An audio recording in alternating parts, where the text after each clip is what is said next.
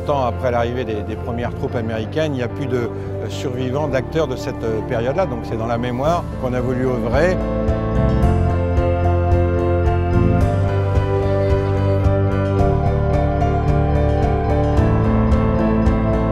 Dans un port, en général, quand on construit un bateau, il ne revient jamais. Alors que là, le prix de mairie revient 15 ans plus tard. C'était un voyage riche en toutes les émotions possibles. Je dirais un mélange entre la tristesse et la joie. Un peu triste de quitter cette aventure après 2-3 jours et une joie surtout d'avoir pu profiter de cet événement, d'avoir rencontré des personnes merveilleuses.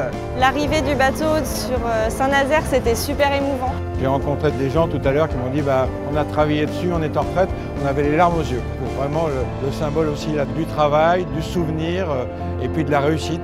Je crois que c'est ce qui symbolise aussi la région Pays de la Loire.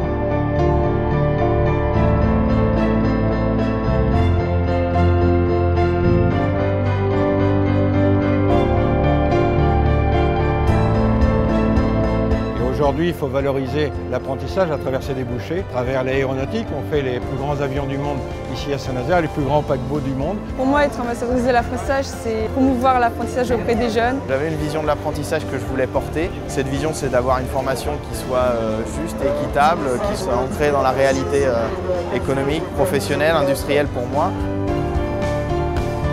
L'apprentissage, c'est une des voies pour accéder au marché du travail, mais aussi plus largement une des voies du bonheur au travail. C'est une voie qui permet à la fois d'avoir des apports théoriques et d'entrer dans le monde du travail.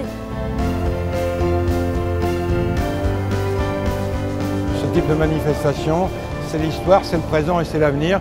C'est le rôle de la région et je crois que dans ce moment festif, on a reçu un bon accueil et je crois qu'on a pu toucher sans doute des gens qui demain vont s'inscrire dans ces filières aéronautiques ou navales.